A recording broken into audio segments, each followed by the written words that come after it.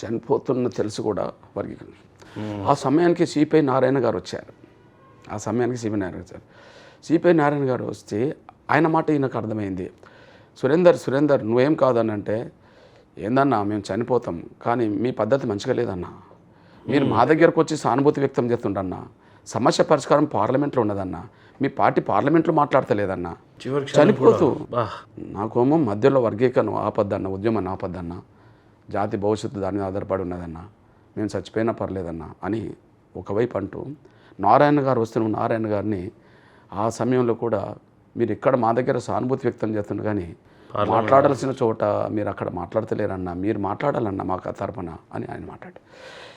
తమ్ముడు చెప్పండి, 30 ఏళ్ళుగా ఈ పోరాటం ఓకే, ఎన్నో సవాళ్ళు ఎదుర్కొంటూ వచ్చింది, ఎన్నో కష్టాలు చూసింది, ఎన్నో ఎన్నుపోట్లు చూసింది. బహుశా తెలుగు నేల మీదనే కాదు, భారతదేశ వ్యాప్తంగా ఇట్లాంటి సోషల్ మూమెంటు ఒకవైపు వర్గీకరణ అడ్డుకునే శక్తులు మాకంటే చాలా బలవంతులు, అడ్డుకునే శక్తి పలుకుబడితో అంటారు, మాకు ఆ శక్తి లేదు.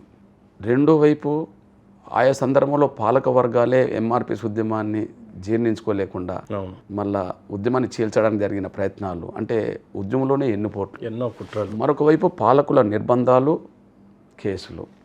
మీరు చూడండి, ఒక విప్లవోద్యమం నిర్బంధం ఎదుర్కొన్నది కానీ ఆ తర్వాత తెలుగు నేల మీద అన్ని ప్రభుత్వాల చేత నిర్బంధాన్ని ఎదుర్కొన్న ఏకైక ఉద్యమం ఎంఆర్పిఎస్ ఉద్యమం. తమ్ముడు ఇప్పుడు మీరు చెప్పండి, ఒక లక్ష్యం కోసం 94లో మొదలైన ఉద్యమం ఒక కీలకట్టగా చేసే సమయానికి ఎన్ని కష్టాలు, ఎన్ని బాధలు, ఎన్ని త్యాగాలని గుర్తుకొచ్చినప్పుడు, పక్క ప్రధానమంత్రి ఉన్నప్పుడు ఇవన్నీ బాధతో కళ్ళనీళ్ళు వస్తాయి కదా తమ్ముడు. నేను కళ్ళనీళ్ళు తీసుకుంటే నీకు కూడా కళ్ళనీళ్ళు వచ్చినాయి కదా. అంటే నేను కళ్ళనీళ్ళు తీసుకుంటే నీ కళ్ళనీళ్ళు వచ్చినాయి అంటే 30 ఏళ్ళ కష్టం గుర్తుకున్నప్పుడు నాకెందుకు కళ్ళనీళ్ళు రావాలా? వాస్తవం. అనేక సార్లు ఎక్కడికైనా వెళ్ళాలి అని అన్నప్పుడు సరైన సదుపాయాలు కూడా మీకు ఉండవు. ఫైనాన్షియల్గా చూసినట్లయితే మీరు ముందు నుంచి కూడా ఏ బిజినెస్లో లేరు. అట్టడుగున స్థాయిలో ఉన్న ఉద్యమాన్ని ఈరోజు ఒక స్థాయికి తీసుకొచ్చారు. ఏకంగా దేశ ప్రధాని చేతిలో ఈ సమస్యను పెట్టారు. ఈ వర్గీకరణ నిజంగానే జరిగితే ఈ బిడ్డలకి ఏం జరుగుతుందన్న వాస్తవంగా ఒక విషయం మనకు అర్థమవుతున్నాం. ఎగ్జాంపుల్, షెడ్యూల్ కులాల వర్గీకరణ జరగనంత కాలం ఉమ్మడి రిజర్వేషన్ల విధానం అమలు జరుగుతుంది. అందులో 59 కులాలు ఉంటే 59 కులాలకు ఇచ్చే అవకాశాలు, అందులో ఎవరు బలవంతులైతే వాళ్ళు లాక్కెళ్తారు. సింపుల్ విషయం. ఇప్పటివరకు అట్లనే లాక్కెళ్ళిండ్రు అనడానికి సాక్ష్యం 3 కమిషన్లు. 1965లో గౌరవ ప్రధానమంత్రి లాల్ బహదూర్ శాస్త్రి గారు ఎస్సీ రిజర్వేషన్ల ఫలాలు అందరికి అందుతున్నాయా లేదని తేల్చుకోవడానికి లోకూర్ కమిటీ వేశాడు కేంద్ర ప్రభుత్వం. అప్పటికి నేను పుట్టలే. ఆ కమిటీ చెప్పేసింది, ఆంధ్రప్రదేశ్లో ఎస్సీ రిజర్వేషన్ల ఫలాలు అంటే 15% ఉన్న కాడ 13-14% రిజర్వేషన్లు విద్య, ఉద్యోగ రంగాల్లో, సంక్షేమ రాజకీయ రంగాల్లో వన్ సైడ్ మాలలకు పోతున్నాయి. నెంబర్ 2 ఏమన్నదంటే, ఈ రిజర్వేషన్లలో వర్గీకరణ జరగాలి, లేదా ఇప్పటికీ డెవలప్ అయిన మాల వర్గాన్ని ఎస్సీ నుంచి తొలగించారు. ఈ రెండు ఏదో చేయకపోతే మాదిగలకు న్యాయం జరగదని అప్పుడు చెప్పేసింది. అప్పుడు మేము పుట్టలే. అయితే కాంగ్రెస్ కమిషన్ వేసింది కానీ పరిష్కరించాలి. అన్యాయం జరుగుతూ వచ్చేసింది. అన్యాయం జరుగుతూ పెరుగుతున్నప్పుడు ఆవేదన పెరుగుతుంది కదా, ఆ ఆవేదనకు రూపమే ఎంఆర్పిఎస్.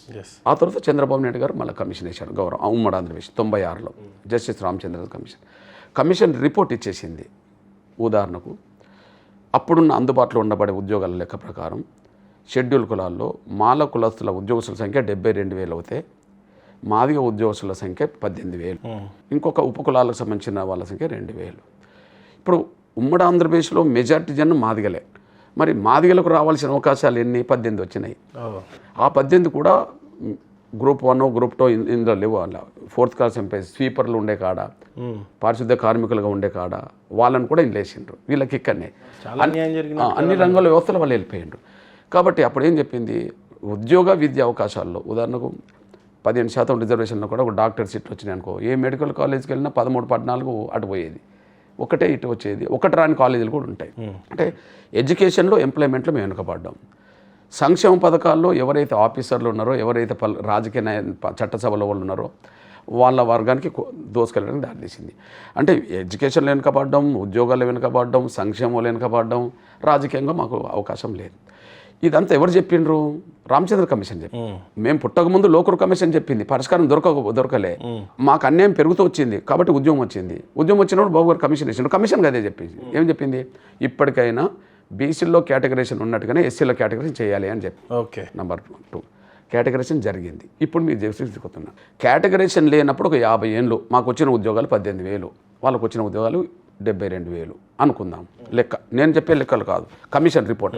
ఓకే, మరి కేటగరైజేషన్ అమలు జరిగింది 5 ఏళ్ళ లోపే. మరి అప్పుడు మాకు 22,000 ఉద్యోగాలు వచ్చినాయి కదా. 50 ఏళ్ళలో మాకు వచ్చిన ఉద్యోగాలు 18,000, అది చిన్న ఉద్యోగం, వాళ్ళకు 72,000. కానీ కేటగరైజేషన్ అమలు జరిగినప్పుడు ఎవరి వాట వాళ్ళకి వచ్చింది. ఇక మా అవకాశాలు వాళ్ళు తీసుకెళ్ళడానికి అవకాశం లేదు. చాలా స్పష్టంగా క్లియర్గా మీ వరకు మీకు వస్తుంది. 5 ఏళ్ళలో 22,000 ఉద్యోగాలు అంటే చెప్పండి. మరి 50 ఏళ్ళలో మాకు 18,000 ఉద్యోగాలు అంటే యావరేజ్గా అప్పుడు 50 ఏళ్ళలో 20,000 ఉద్యోగాలు వేసుకుంటే 18,000 వేసుకుంటే సంవత్సరానికి 400 ఉద్యోగాలు అని అర్థం. వాళ్ళు వేల సంఖ్యలో పోయింది.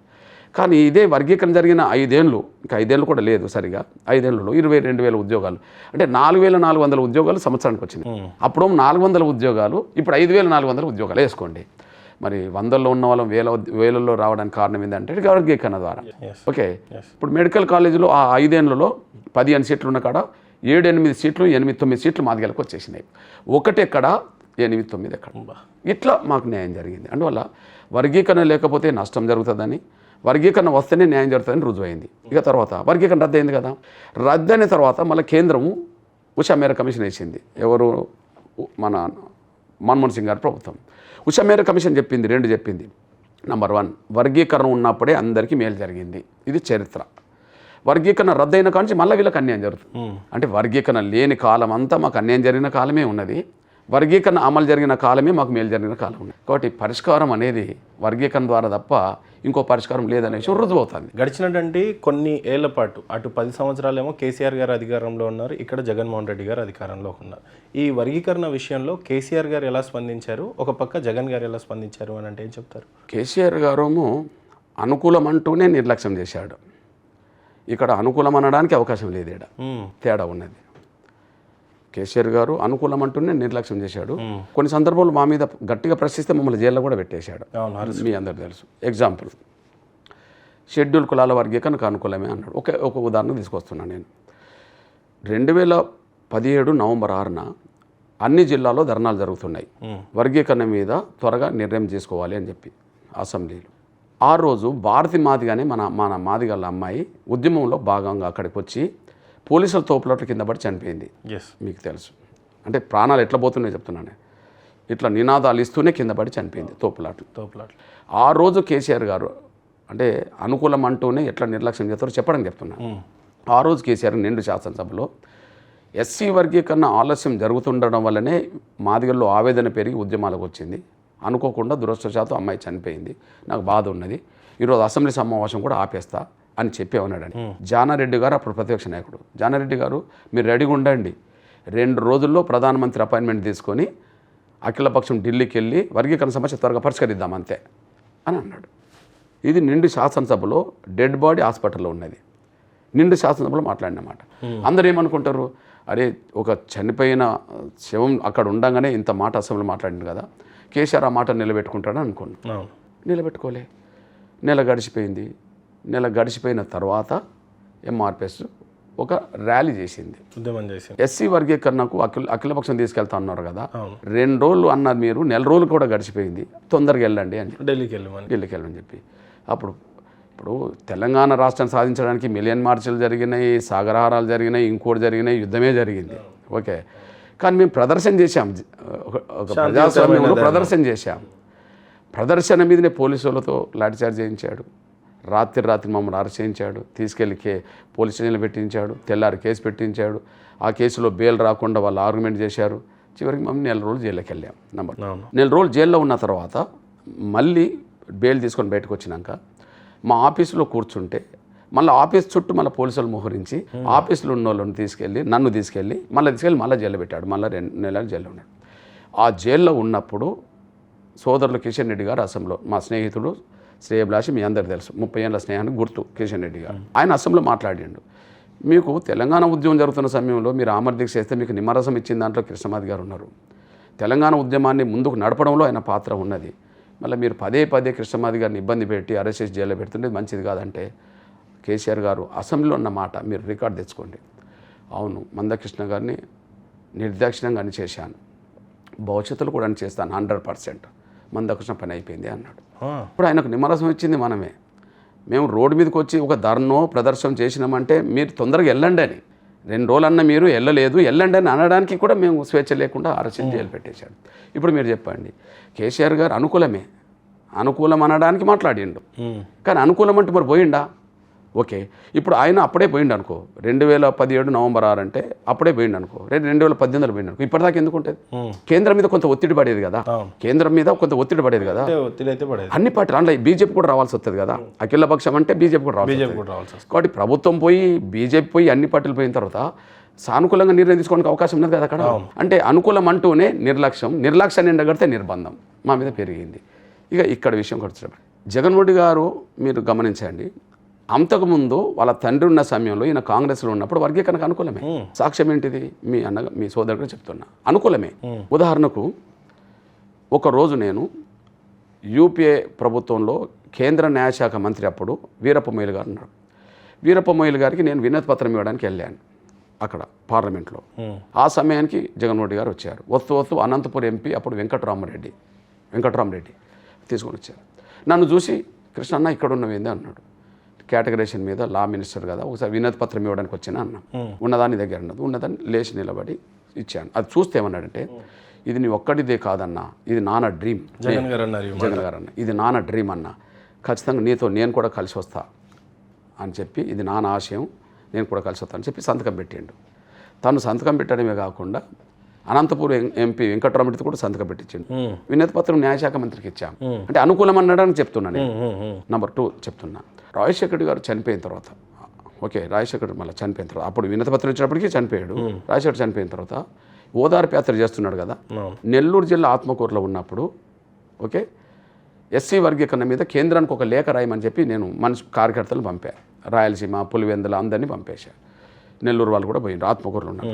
ఖచ్చితంగా రాస్తాను, ఎందుకంటే అన్న లెటర్ మీద నేను సంతకం పెట్టాను, నేను రాస్తానని గుర్తుంది. అయితే ప్రధానమంత్రి మన్మోహన్ సింగ్ గారికి లేఖ రాసిండు కడప ఎంపీగా.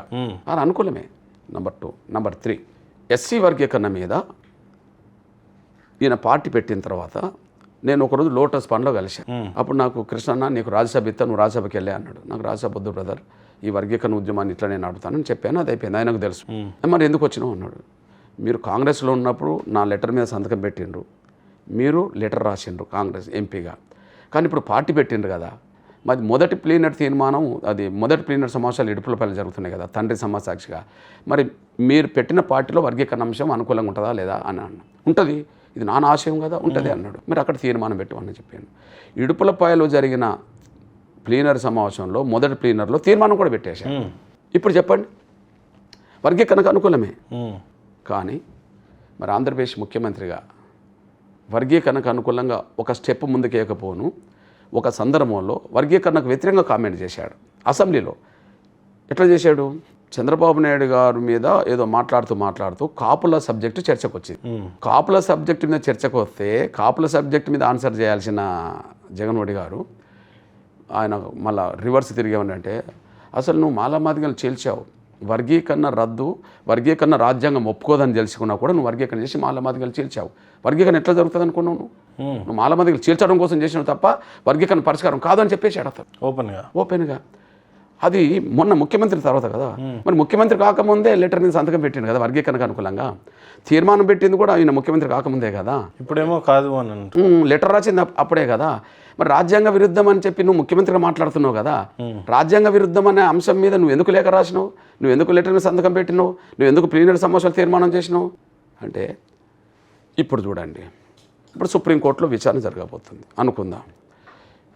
మేము గత 3 నెలలుగా మా వాయిస్ చూడండి, గత 3 నెలలుగా నేను పేపర్ కట్టింగ్స్ ఇస్తాను, లేకపోతే వీడియోలో వచ్చినవి ఇస్తాను, అన్ని ఇస్తాను. నేను చెప్పినంటే ఎస్సీ వర్గీకరణ విషయంలో ఇప్పటికీ జగన్మోహన్ రెడ్డి గారు అనుకూలంగా ఉంటే, వాళ్ళ తండ్రి ఆశయం అంటుండు కాబట్టి వాళ్ళ తండ్రి అసెంబ్లీ తీర్మానం చేసి పంపిండు, కేంద్రానికి లేఖ కూడా రాసిండు, కేంద్రం దగ్గరకు వచ్చి ఉషా మేర కమిషన్ వేయించిండు, అందుకు అనుగుణంగానే మా తండ్రి ఆశయమని ఈయన అన్నాడు. ఓకే, కాబట్టి వర్గీకరణకు అనుకూలంగా తండ్రి ఆశయానికి అనుగుణంగా ఇప్పటికీ నిలబడితే మేము కోరింది ఏంటిది నంబర్ 1 సుప్రీంకోర్టులో విచారణ జరుగుతుంది కాబట్టి సుప్రీంకోర్టులో లాయర్ని పెట్టమన్నాం. ఉదాహరణకు వర్గీకరణ అంశం కోర్టులో చర్చకు వచ్చింది అనుకో, అప్పుడు చంద్రబాబు నాయుడు గారు లాయర్ని పెట్టిండుగా, ఆయన పేరు కేకే వేణుగోపాల్. తర్వాత రాజశేఖర్ గారు ముఖ్యమంత్రి ఉన్న కాలంలో కూడా సుప్రీంకోర్టులో విచారణకు వచ్చింది. అప్పుడు కూడా రాష్ట్ర ప్రభుత్వం తరఫున కేకే వేణుగోపాల్ గారిని రాజశేఖర్ గారు పెట్టాడు కదా. మేము అడిగింది ఏంది, ఓకే కేసే వర్గీకరణ కేసు ఆంధ్రప్రదేశ్ కేసు, ఉమ్మడి రాష్ట్రం ఆంధ్రప్రదేశ్ కేసు. ఇప్పుడు ఆంధ్రప్రదేశ్ కేసుగానే ఉంటుంది ఇది కదా, ఆంధ్రప్రదేశ్ కేసే ఉంటుంది. మరి ఆంధ్రప్రదేశ్ కేసు సుప్రీంకోర్టులో విచారణ జరుగుతున్నప్పుడు మేము కోరింది ఏంది, సుప్రీంకోర్టులో వర్గీకరణకు అనుకూలంగా వాదించడానికి ఒక లాయర్ని పెట్టమని చెప్పేసాం. బహిరంగ కోరాము, లాయర్ని పెట్టలేదు కదా. కనీసం ఇద్దరు పెట్టలేదండి, ఇటు జగన్ అటు కేసీఆర్ గారు ఇద్దరు పెట్టలేదా? ఇప్పుడు కేసీఆర్ కాదు కదా, మొన్నటి విషయం చెప్తాను. ఇప్పుడు ఫిబ్రవరి 6 అంటే ఇప్పుడు రేవంత్ రెడ్డి గారు పోతారు, రేవంత్ రెడ్డి ఓకే వాళ్ళు పెట్టేశారు. మొన్న ట్రయల్కి వచ్చిన లోద్రా గారినే పెట్టేశారు. తెలంగాణ గవర్నమెంట్ లోద్రా గారిని పెట్టింది. కేసు ఆంధ్రప్రదేశ్ది, ఆంధ్రప్రదేశ్ నుంచి తెలంగాణ విడిపడ్డది కానీ తెలంగాణ నుంచి ఆంధ్రప్రదేశ్ విడిపడలే. ఏపీ పోరాడాలి. పంజాబ్ కేసు విషయంలో పంజాబ్ ప్రభుత్వం పోరాడింది. అక్కడ అడ్వకేట్ జనరల్ను కదా వీళ్ళందరినీ పంపి మాట్లాడింది. కేంద్ర ప్రభుత్వము అటార్నీ జనరల్ను కదా సొలిసిటర్ జనరల్ పై మాట్లాడించింది. కపిల్ సిబాల్ లాంటి వాళ్ళను, మహమ్మద్ ఖుర్షీద్ అహ్మద్ లాంటి వాళ్ళను, ఇక్కడ వీళ్ళను చాలామందిని పెట్టేసారు. ఎవరు వాళ్ళు పెట్టేశారు. మేము అడిగింది ఏంటిది, సుప్రీంకోర్టులో విచారణ జరుగుతుంది, ఫైనల్ తేల్చాల్సింది ఎవరు, సుప్రీంకోర్టే అనుకుందాం. మరి సుప్రీంకోర్టుకు రాష్ట్ర ప్రభుత్వం చేసిన వర్గీకరణ సమర్థించుకోవాలి కదా. రాష్ట్ర ప్రభుత్వం చేసిన వర్గీకరణ సమర్థించుకోవాలి. మరి సమర్థించుకోవాల్సిన గవర్నమెంట్ అసలు లాయర్ని పెట్టలేదు కదా, లాయర్ని పెట్టలేదు. పెట్టమని మేము బహిరంగ అప్పీల్ చేసినాం. కనీసం మీతో కలవడానికి అపాయింట్మెంట్ కోరాం, మీరు అపాయింట్మెంట్ కూడా ఇవ్వలేదు. ఈ 5 సంవత్సరాలు ఎన్నిసార్లు ట్రై చేసి ఉండొచ్చు మీరు జగన్మోహన్ రెడ్డి గారిని కలవడానికి? దాదాపు బహిరంగం కలవడం కోసం బహిరంగ నేను అప్పీల్ చేసింది ఒక 7-8 సార్లు ఉంటాయి. దొరికిందా అపాయింట్మెంట్? 5 సంవత్సరాలు ఎప్పుడు? 5 సంవత్సరాలు ఎప్పుడు దొరకదు. కనీసం ముఖ్యమంత్రిని కలిసే అవకాశం కూడా ఎప్పుడు రాలే. అంటే వర్గీకరణకు అనుకూలమని గతంలో మాట్లాడి అసెంబ్లీలో వర్గీకరణకు వ్యతిరేకంగా మాట్లాడిన అతను. ఇప్పుడు మీరు చెప్పండి, వర్గీకరణే మా భవిష్యత్తు అయినప్పుడు కదా, మా పిల్లల చదువులు, మా పిల్లల ఉద్యోగాలు ముందుకెళ్ళాలంటే, సంక్షేమ రంగంలో మాకు న్యాయం జరగాలంటే, రాజకీయంగా రేపు భవిష్యత్తులో న్యాయం జరగాలంటే వర్గీకరణ ఒకటే పరిష్కారం కదా. మరి వర్గీకరణ పరిష్కారం అని అందరికీ తెలిసిన సమయంలో వర్గీకరణకు అనుకూలంగా నువ్వు లాయర్ని పెట్టకపోవడం అంటే మాకు వ్యతిరేకమైనట్టే కదా.